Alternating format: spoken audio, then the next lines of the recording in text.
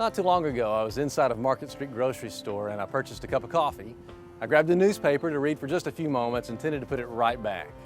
However, I got caught up reading the sports and business sections and ran into some friends and talked with them for a while. After a few moments, I stood up to leave and walked out the door.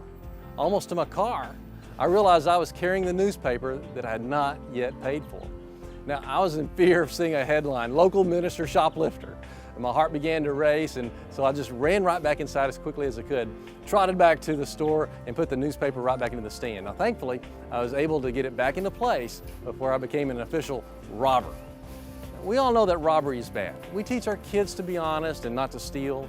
And this is so important to a highly functioning society that we have numerous laws at every level of government to prevent and punish stealing.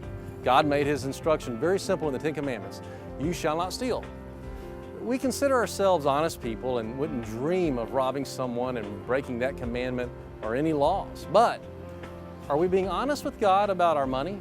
Are we robbing God of what we owe Him? According to Malachi 3:8-11, we have a problem and a promise. Let's look at that verse. "Will a man rob God? Yet you rob me." But you ask, how do we rob you? In tithes and offerings.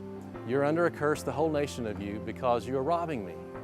Bring the whole tithe into the storehouse, that there may be food in my house. Test me in this, says the Lord Almighty, and see if I will not throw open the floodgates of heaven and pour out so much blessing that you will not have room enough for it. I will prevent pests from devouring your crops, and the vines in your fields will not cast their fruit, says the Lord Almighty." Now here's the problem. According to the Bible, according to that verse, we rob God when we don't give Him 10% of what He's given us. Ouch. But there's also a neat promise there too, the good news.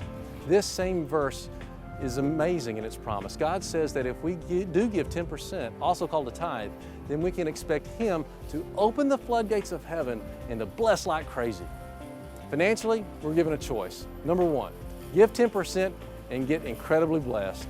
Or two, don't give a tenth and rob God, which has its consequences as well. Let's choose to get blessed.